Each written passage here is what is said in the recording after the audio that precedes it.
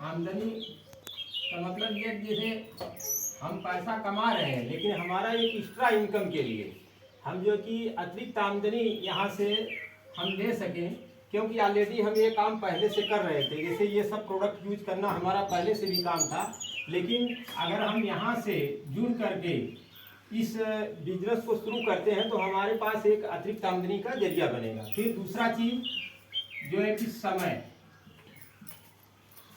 का मतलब ये होता है कि आज इतने लोग काम कर रहे हैं, नौकरी, बिजनेस या कोई भी धंधा कर रहे हैं, उनके पास इतना समय नहीं है कि वो अपने परिवार के साथ कहीं घूम टहल सके या 10 दिन 20 दिन के लिए कहीं अपने परिवार के साथ एंजॉय कर सके। उनके पास समय नहीं है। इसलिए अगर इस अपॉर्चुनिटी को हम ग्रैब करते हैं, बिजनेस को आगे बढ़ाते हैं, तो हमारे पास पर्याप्त समय होगा। इसलिए हम इस बिजनेस को, ये मतलब क्यों का मतलब इस बिजनेस को हम क्यों करें, तो समय के लिए भी किया जा सकता है, अतिरिक्त आमदनी के लिए भी किया जा सकता है। फिर इसके बाद जो है अतिरिक्त आमदनी, समय और फाइनेंशियल सिक्योरिटी मतलब आर्थिक आज़ादी। आर्थिक आज़ादी, आर्थिक आज़ादी का मतलब ये है कि हम जो काम कर रहे हैं वह काम क्या हमको आर्थिक आज़ादी दे सकता है। जो हम बिजनेस करते हैं, जो हम प्रोफेशन करते हैं, जो कुछ भी हम कर रहे हैं, क्या हमको लगता है कि हम अगर बाय द वे हमारे साथ कोई बात हो जाए तो क्या वो पैसा पीढ़ी दर पीढ़ी या मतलब ये वो पैसा आता रहे जिससे हमारे परिवार का खर्चा चलता रहे। तो कहने का मतलब ये कि यहाँ पर आर्थिक आज़ादी भी मिलती है। आगे हम बताएंगे कि वो आर्थिक आज़ादी कैसे मिलेगी। फिर इसके बाद जो है यहाँ पर जो है कि फॉरेन टूर मतलब विदेश यात्रा। अब बात ये आती है, विदेश यात्रा नौकरी करने वाले, बिजनेस करने वालों के लिए तो दूर ही हो जाता है। क्यों? क्योंकि लोग नौकरी में या बिजनेस में इतना व्यस्त हो जाते हैं, उनके पास समय ही नहीं रहता कि वो विदेश यात्राएं कर सकें। क्यों? उनके पास पर्याप्त पैसे भी होते हैं, लेकिन उनके पास समय नहीं है कि वो विदेश यात्राएं कर सकें। वो पैसे से मतलब पैसा इतना होता है, लेकिन वो विदेश यात्रा नहीं कर सकते, उनके पास समय नहीं है। फिर उसके बाद जो है हेल्थ की बात आती है, स्वास्थ्य। क्या हम जो प्रोफेशन या जो बिजनेस हम करते हैं वहाँ से क्या हमारा स्वास्थ्य अच्छा हो सकता है? यहाँ पर जो है कि हम अपने स्वास्थ्य को बेहतर बनाने के लिए भी हम इस अपॉर्चुनिटी को ग्रैब करते हैं, इस अपॉर्चुनिटी को हम सीखते हैं। इसलिए जो कि ये हमने ये बताया, ये हमारी सोच है।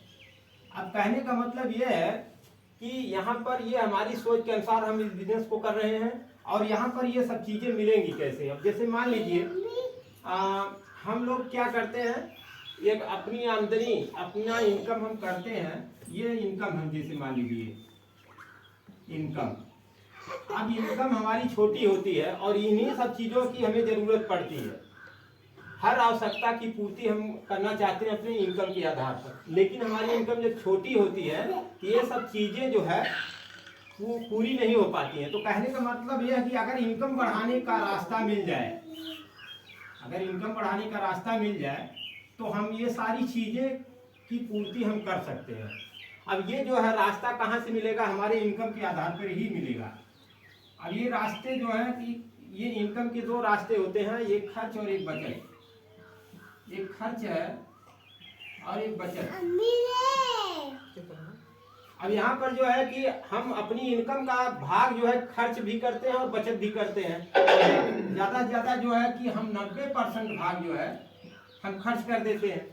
हम अगर देखें तो हम अपना पैसा खर्च ज़्यादा से ज़्यादा कर देते हैं, बचत बहुत ही कम मात्रा में, लगभग 10% हम कर पाते हैं।